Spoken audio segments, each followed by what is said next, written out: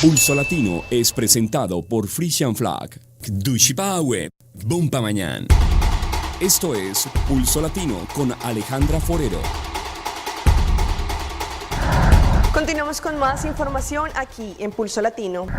Esta semana la vía de Eimastrat quedó habilitada tanto para automovilistas como también para que el streetcar pase por esta vía, pero la comunidad se debe acostumbrar a algunas reglas que desde ahora existen con la presencia del tram. Desde que se abrió la ruta de la vía Eimastrat, la comunidad está haciendo un eficiente uso de esta ruta que quedó inhabilitada por mucho tiempo.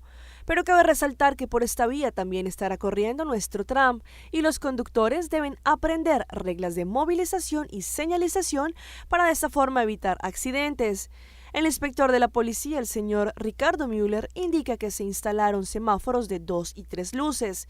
Estos semáforos de 2 luces tendrán una luz que prende y apaga y se vuelve color naranja. Esto significa que el tráfico puede pasar, pero con precaución y cautela, dándole de igual forma la vía al peatón la preferencia.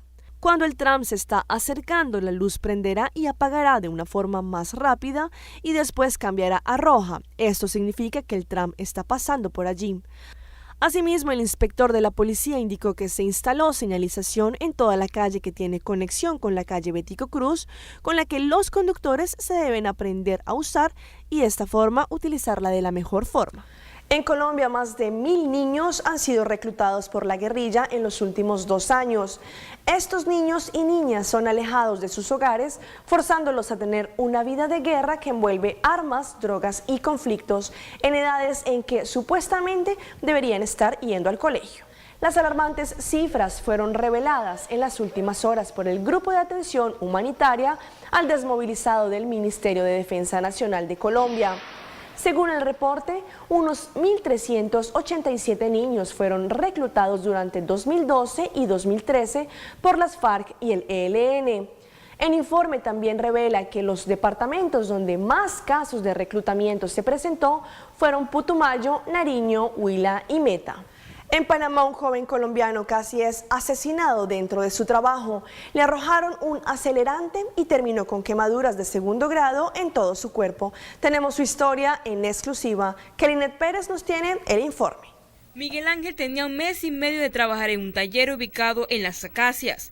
Una tarde entró al baño y debajo de la puerta le arrojaron un acelerante y le prendieron fuego. Echaron por debajo un galón de tiner y me prendieron fuego. Mi reacción fue abrir la pluma para que botara agua para no quemarme, pero no había agua en ese momento, así que salí como pude. Cuando salí me quemé el brazo, me quemé la parte de acá de la caja torácica, las 2 piernas, y salí y nadie me ayudó. Los compañeros de trabajo, 4 compañeros que han de trabajo ahí, salieron fue corriendo. Durante 2 meses estuvo hospitalizado recuperándose de las severas quemaduras que sufrió en todo el cuerpo. Ahora está obligado a utilizar ropa con manga larga para que el sol no lo afecte. Su padre está preocupado y teme por la seguridad de su hijo. Ha recibido amenazas para que retire las denuncias. Está preso porque unas personas que le metieron candela a él porque no están presas. ¿Sí me entiende? Y entonces ahora nos quieren acosar para que nosotros quitemos la denuncia. Sí, nosotros somos extranjeros, pero tenemos papeles, tenemos todo. Él está estudiando.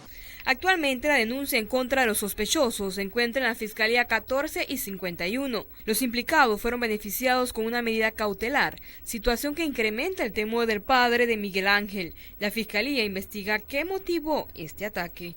Kelinet Pérez, TVN Noticias. En Perú, en medio de una intensa balacera, fueron capturados unos peligrosos raqueteros esta madrugada. La policía ya le venía siguiendo los pasos. Tenemos imágenes en exclusiva. Corren completamente desesperados, abandonándolo todo, tras escuchar los disparos al aire, realizados por efectivos policiales.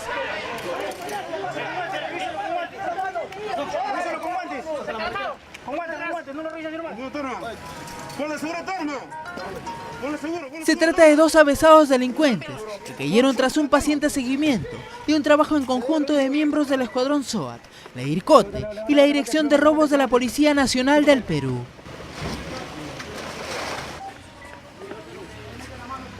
José Hernández Galindo y Juan Altamirano Vargas de 23 y 22 años respectivamente, fueron intervenidos en la cuadra 15 de la avenida Los Aires, en San Luis, cuando iban a bordo de este vehículo, que funcionaba como fachada de taxi remis. Estos sujetos serían los apodados raqueteros de la Vicky, quienes dentro de su historial delictivo tendrían cuantiosos robos de autos, camionetas y todo tipo de vehículos, además de ser unos peligrosos asaltantes de cambistas.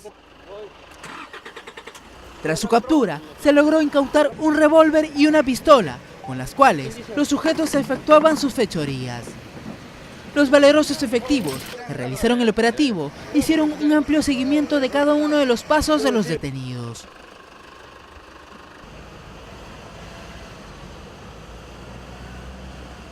Estos delincuentes, el vehículo y las armas incautadas fueron llevadas a la IRINCRE de la Avenida España, donde los sujetos afirmaron ser inocentes de toda culpa. ¿Qué tienes que decir a tu favor? ¿Eres culpable de todo de lo que se te acusa? Soy inocente. ¿Eres inocente? ¿De qué eres inocente? ¿Se encontró con armas?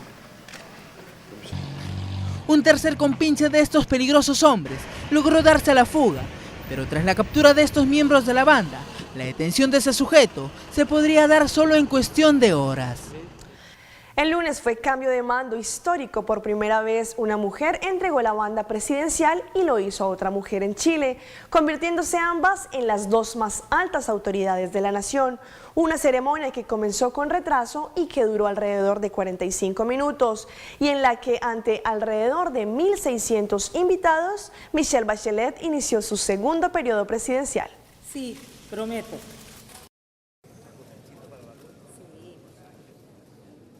Fue la preocupación de Sebastián Piñera antes de traspasar la piocha de O'Higgins que representa el poder a Michelle Bachelet, quien no solo llevó el ganchito, sino que también la misma banda presidencial que hace 4 años mantenía guardada y que esta vez sufrió un desliz, quedó al revés en la parte de atrás.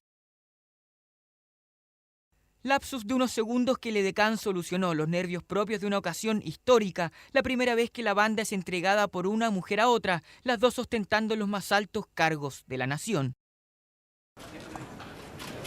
Ya, nos vamos. Una aparición en el balcón, el aplauso de los funcionarios y su última foto marcaron la despedida de Sebastián Piñera de La Moneda. A kilómetros de ahí, la electa presidenta Bachelet formaba a sus ministros para sonreír, saludar y fotografiarse con su gabinete antes de partir al Congreso. Un cambio de mando que partió con retraso. Una ovación de más de 3 minutos recibió a Sebastián Piñera en el salón plenario del Congreso, con 1.600 invitados, entre ellos el hijo de Camila Vallejo, a quien siempre con ella ni los aplausos despertaron.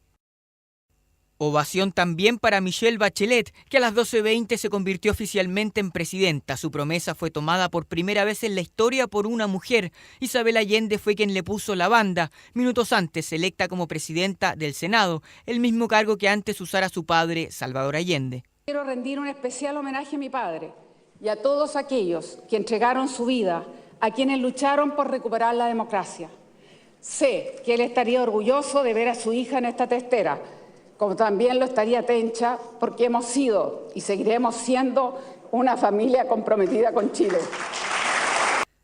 Emoción por su padre y complicidad con la nueva presidenta, risas y diálogos incluso cuando en medio de la ceremonia faltaron los lápices para firmar los decretos del nuevo gabinete. Mirada cómplice desde el frente de Rodrigo Peñailillo, su hombre de confianza, ministro del Interior, y el primero en firmar en la designación del gabinete, su primera actividad como presidenta, y el fin de una ceremonia que por protocolo no debe superar los 45 minutos, tras los cuales Michelle Bachelet abandonó el Congreso para iniciar los 4 años de su segundo periodo presidencial. Aruba es una isla turística, la cual recibe miles y miles de visitantes cada año. Siempre se espera que ellos se lleven la mejor impresión de nuestra isla para su regreso. Pero últimamente hemos visto por la zona costera de Nor esta abultada de basura que trae el mar proveniente de nuestros vecinos o los botes que sacan sus basuras y las tiran al mar. Esta es una mala imagen para los turistas que transitan por allí.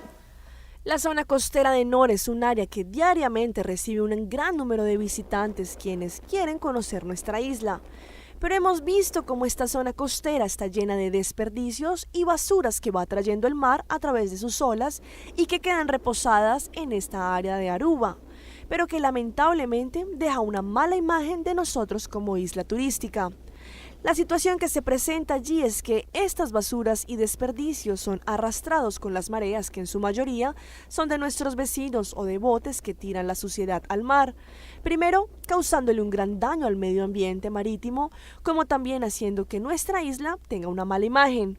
Por este motivo se hace una apelación para venir con un manejo de nuestras costas en donde se regule la limpieza de estas zonas por grupos ecologistas o también por alguna fundación, ya que es una mala imagen que estamos presentando y que en su defecto pareciera que fuese la misma comunidad la que está causando este daño ambiental, pero que en realidad son desperdicios que el propio mar está dejando en nuestras costas. Esta área no es la primera que se ve con esta problemática, ya que también se conoció el caso de la costa por Boca Catalina cerca a la cárcel Kia, que también está siendo contaminada con basuras que arrastra el mar. Y cerramos nuestra emisión de Pulso Latino con la película Abozón. Este es un film netamente local, con talentos locales y con una gran historia producida en Aruba, la cual vuelve a estar en la pantalla grande después del gran éxito que obtuvo en el Aruba International Film Festival. Ahora, Abozón estará desde hoy en las grandes pantallas de la isla. Cabe resaltar que es la primera vez que un producto audiovisual local es presentado en las salas de cine y seguramente tendrá un éxito total. Abozón es el nombre del film que desde hoy la comunidad podrá apreciar en las grandes pantallas con una historia de amor de dos jóvenes que tienen que pasar por miles de obstáculos para poder estar juntos.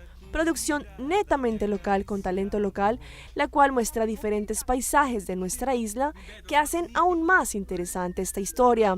Otro aspecto importante es que esta es la primera vez que un film audiovisual local está en las grandes pantallas, mostrando no solo una historia de amor, sino expresando nuestra cultura y nuestra música, de la mano del grande Padulampe, quien cabe resaltar tiene una aparición en este film.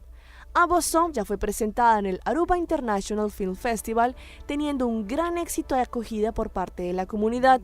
Ahora se puede apreciar en las grandes pantallas esta original producción arubana. Esto fue Pulso Latino por el día de hoy. Agradecemos por su sintonía. Nos vemos en una próxima emisión. Hasta entonces.